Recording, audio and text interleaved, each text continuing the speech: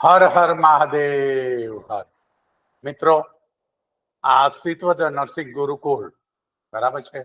મારું નામ છે કમલ અને હવે હું બોડી પોઝિશનિંગની સિરીઝ શરૂ કરવા માંગુ છું. બોડી પોઝિશનિંગ મિત્રો, હું તમને કહેવા એ માંગુ છું કે તમને એમસીક્યુ રૂપી, ચાહે સેન્ટ્રલના હોય, સ્ટેટના હોય કે એનક્લેક્સના હોય, બરાબર છે, તો એની અંદર બોડી પોઝિશનની અંદરથી બોડી પોઝિશન માંથી કયા કયા એમસીક્યુ બની શકે અને કેવી રીતના બની શકે, તો એ તમે આ ડિટેલ જોતા રહેશો તો તમને ખ્યાલ આવશે.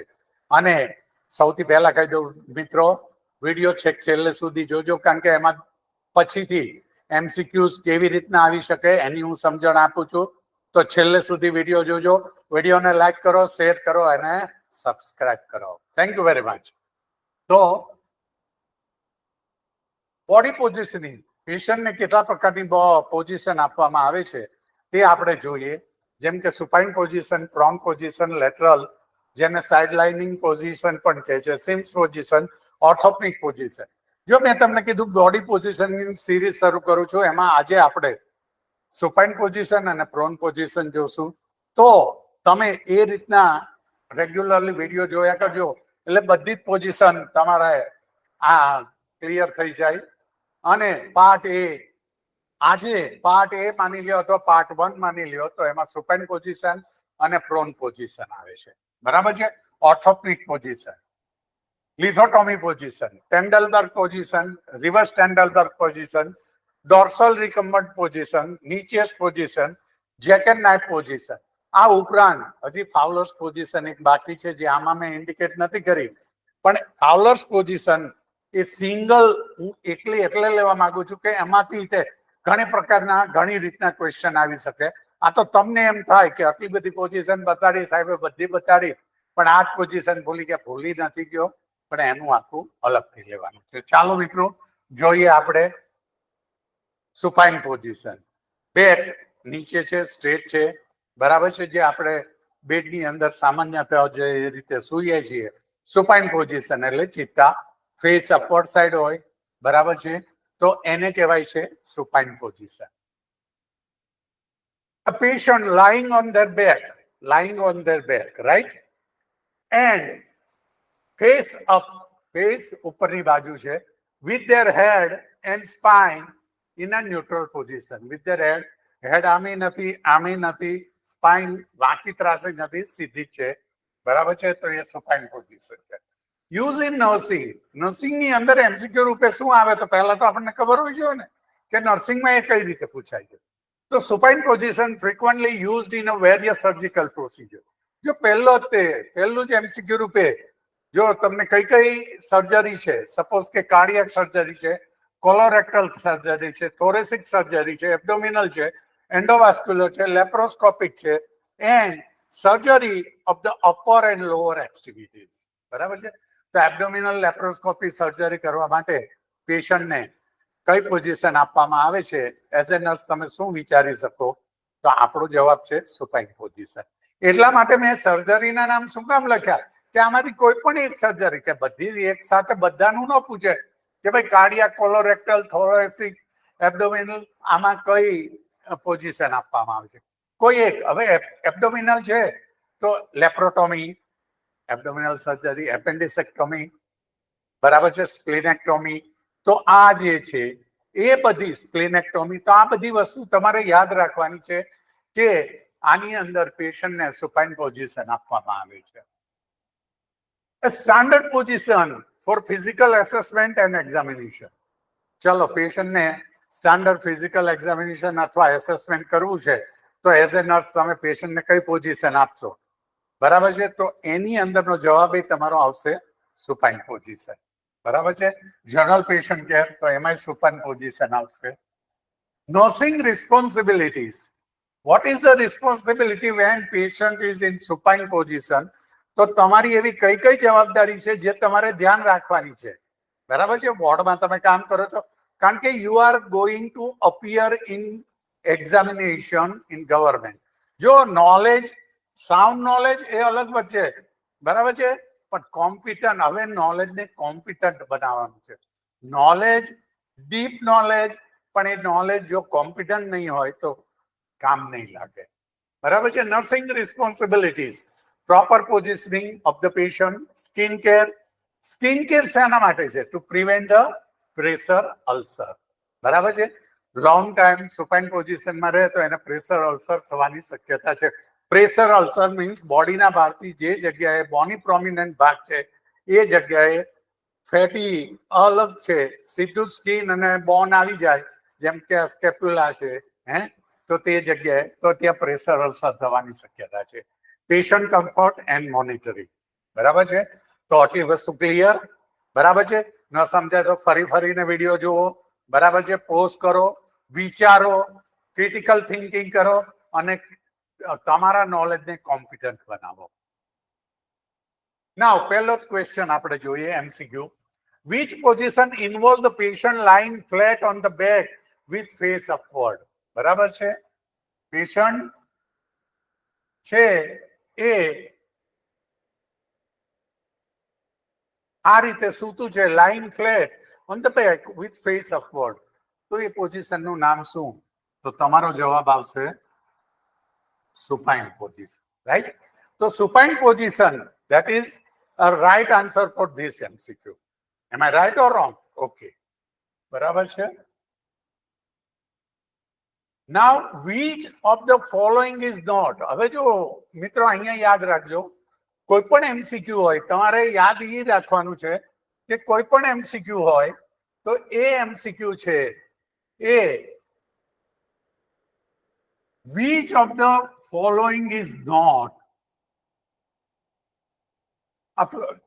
બધું જ સેકન્ડ એબીસીડી માં લખેલું છે.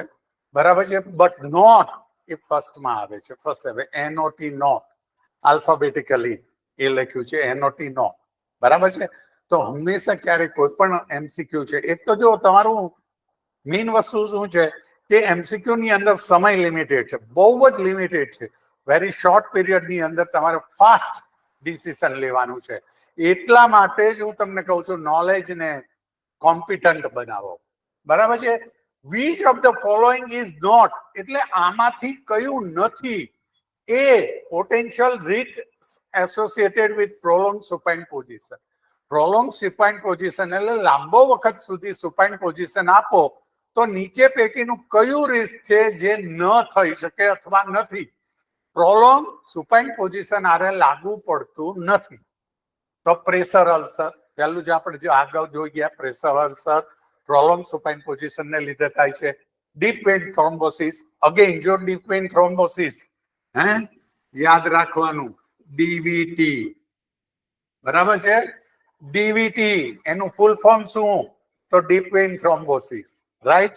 તો ડીવીટી, હવે ડીપ વેન થ્રોમ્બોસિસ ની જગ્યાએ ડીવીટી જ લખ્યું છે. તો જ્યાં આ દરેક વસ્તુ કઈ વસ્તુ તમારે મેમરાઇઝ કરતા જવાની છે, લખીને પાકી કરવાની છે. કોન્ટ્રેક્ચર, સ્ટીફનેસ ઓફ જોઈન્ટ, લાંબો સમય આમનામ પડ્યા રહે તો સ્ટીફનેસ ઓફ જોઈન્ટ થાય. બરાબર છે. હવે તમને વિચાર આવે કોન્ટ્રેક્ચર તો બંધ થયું હોય તો જ થાય. નહીં, કોન્ટ્રેક્ચર એટલે સ્ટીફનેસ ઓફ જોઈન્ટ થઈ જાય. સ્ટીફનેસ ઓફ જોઈન્ટ થઈ જાય એટલે એની હલનચલન બહુ જ લિમિટેડ થાય. તો contracture is also due to the prolong positioning, supine positioning. But the D answer છે ઇન્ક્રીઝ લંગ કેપેસિટી. એ તો પહેલી જ વસ્તુ કહી દઉં, ઇન્ક્રીઝ લંગ કેપેસિટી થાય તો કંઈ ખરાબ નથી. બરાબર છે. પણ ઓપ્શનની અંદર આ વસ્તુ આ એમસીક્યુ જોડે લાગુ પડતી નથી. નોટ, એ નોટ જે છે એ નોટ છે એ અહીંયા આવ્યો. બરાબર છે. એટલા માટે તમારે આ ખાસ ધ્યાન રાખવાનું છે. Now, a patient is recovering from, બરાબર છે. તો a patient is recovering from an above knee amputation. જો above knee છે, AK amputation, above knee amputation, PK amputation, below knee amputation. એટલે ગોઠણથી નીચેના ભાગથી પગને એમ્પ્યુટ કરે તો એને કહેવાય બિલો ની એમ્પ્યુટેશન, અને ની થી ઉપરના ભાગથી કરે તો એબવ ની. અહીંયા શું છે આપણા એમસીક્યુ ની અંદર? એબવ ની amputation. which position is most beneficial for reducing swelling in stump immediately after surgery. બરાબર છે. તો સર્જરી પછી સ્ટમ્પ ઉપર નું સ્વેલિંગ છે એ વધે નહીં એના માટે કઈ પોઝિશન આપવાની, તમને 4 ઓપ્શન, દરેક જગ્યાએ 4 ઓપ્શન જ હોય છે. સુપાઇન with the stump flat on bed means stump આમ નામ મૂકી દેવાનો, સ્ટમ્પ એટલે પેશન્ટને સીધી સુપાઇન પોઝિશન જ આપી દેવાની. Prone with the stump elevated on pillow. Prone means ઊંધું સુવડાવો. Supine with stump elevated on a pillow and side lying with the stump on flat on the bed. બરાબર છે. તો આની અંદર તમારો સાચો જવાબ આવશે સી. બરાબર છે. Supine with the stump elevated on pillow. બરાબર છે. તો પીલો ઉપર સ્ટમ્પ ને મૂકવાનો ને પેશન્ટ ને supine પોઝિશન આપી દેવાની. બરાબર છે. What is the key consideration when positioning a patient in a supine position for an extended period? What is the key consideration when positioning patient in the supine position for extended period? લાંબો સમય માટે extended આપો. જો પહેલામાં not આવ્યું હતું, not related, એવું કયું કારણ છે કે જે prolong આપો તો એની સાથે સંકળાયેલું નથી? તો એમાં લંગ કેપેસિટીનું આપણે કીધું હતું, ઇમ્પ્રુવ લંગ કેપેસિટી. બરાબર. આમાં શું છે? What is the key consideration when positioning a patient in the supine position for extended period? Ensuring the head is elevated on multiple pillow, regularly assessing for a pressure point, keeping the limbs in a fully extended position, and encouraging the patient to move frequently. આને move frequently. move frequently patient બેભાન છે અથવા કોમામાં છે એ વસ્તુ તો થઈ ના શકે. બરાબર છે. Keeping the લિમ્બ in fully extended position એટલે એકદમ એક્સટેન્ડ કરીને રાખવા, ઇટ ઇઝ નોટ. બટ મેં પહેલા જ કીધું હતું, પ્રેશર અલ્સર શેનાથી થાય છે? પ્રેશર અલ્સર શેનાથી થાય છે? એક્સટેન્ડેડ પીરિયડ, લાંબો સમય, એક્સટેન્ડેડ પીરિયડ. બરાબર છે. તો regularly assessing four pressure point, તમારો જવાબ આવશે રેગ્યુલરલી એસેસિંગ ફોર એ પ્રેશર પોઈન્ટ. પ્રેશર પોઈન્ટને ચેક કરતા રહેવા કે ત્યાં રેડનેસ, બ્લેકિશ ભાગ નથી થતો જાતો ને પેશન્ટને, તો એ જોતા રહેવાનું. અથવા નીતર આગળ ઉપર અલ્સર ફોર્મેશન થઈ શકે. બરાબર છે. તો આ છે આપણી સિમ્સ પોઝિશન. બરાબર છે. હવે આવશે આપણી પ્રોન પોઝિશન. જો મેં કીધું હતું કે સિરીઝ શરૂ કરું છું તો એમાં 2 પોઝિશન આપણે જોશું. પહેલી આપણે જોઈ સિમ્સ પોઝિશન, બીજી આપણે જોશું prone position. Prone position means લાઈ ડાઉન, નોટ ચત્તુપાટ, ઊંધું. બરાબર છે. ઊંધા સૂવાનું, સીધું જ, પગે સીધા હોય, બે કે તે ઉપરની સાઈડ હોય, ફેસ નીચેની સાઈડ હોય, તો એને કહેવાય પ્રોન પોઝિશન. બરાબર છે. The prone position refers to body position where the person lies on their stomach and face down. Stomach ઉપર જ છે. તમે સુપાઇન પોઝિશનમાં સુવો તો જ સ્ટમક ઉપર આવે. ઊંધા સુવો તો સ્ટમક નીચેની સાઈડ આવે, અંદર. બરાબર છે. In anatomically terms, this means the dorsal means back and side is up and the ventral front side is down. બરાબર છે. તો front side is down. બરાબર છે. શું છે? back means the dorsal back side is up and the ventral front side, આ front side છે એ down છે. બરાબર છે. તો એ વસ્તુ જોઈ લીધી તમે. મેડિકલ યુઝ પ્રોન પોઝિશન આપવાની હોય છે. જોઈએ આપણે. Let's see.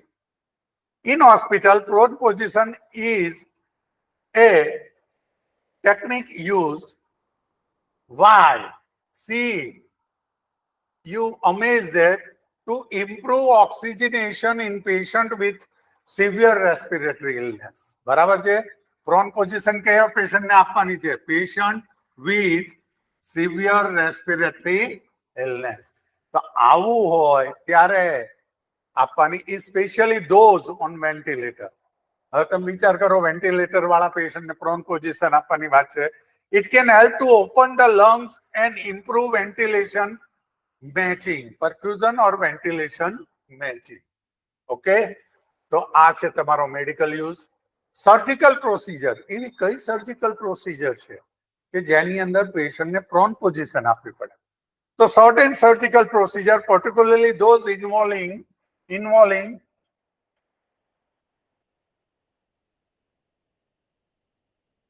સ્પાઇન, નેક એન્ડ બેક. તો કઈ સર્જરીમાં કયા શરીરના બોડીના કયા પાર્ટની સર્જરીમાં, બરાબર છે, સ્પાઇન, નેક ઓર બેક, આ 3 સર્જરી કરવાની હોય તો એમાં પ્રોન પોઝિશન આપવાની થાય છે. બરાબર છે, એ વસ્તુ આપણે તમે જોઈ લીધી. બરાબર છે. Now potential risk. પ્રોન પોઝિશનનું પોટેન્શિયલ રિસ્ક શું છે? Prone positioning can also pose risk such as increase abdominal pressure. પહેલી જ વસ્તુ શું થાય છે? એબ્ડોમિનલ પ્રેશર વધે છે. Increase intraocular pressure, increase abdominal pressure, intraocular pressure, and potential pressure sore. Potential pressure sore. 1, 2, 3. બરાબર છે. Therefore, carefully patient selection and the proper padding are crucial. Proper padding આપવાની વાત છે. કયા થાય છે? Abdominal pressure, intraocular pressure and pressure sores. Okay, તો આપણે જોયું. નાવ પ્રોન પોઝિશનમાંથી કેવા એમસીક્યુ તો ગમે ત્યાંથી બની શકે છે. બરાબર છે. તો એમસીક્યુ માટે થઈને આપણે આ સિરીઝ શરૂ કરી છે. કેવી કઈ વસ્તુ છે જે તમે ભણી જ ગયા છો, પણ એની ઉપર તમે એમ્ફેસાઇઝ એટલું બધું નથી કર્યું, પણ જેમાંથી એમસીક્યુ બની શકે છે અને આવે છે. બરાબર છે. તો patient is position prone. This mean the patient is lying, બરાબર છે, on there back and face up. પહેલી જ વસ્તુ ફેસ અપ હોય નહીં, ફેસ અપ સુપાઇન પોઝિશનમાં હોય છે. બરાબર છે. On their side with one leg slightly bend, તો એ તો lateral position, side lying position ના હોય.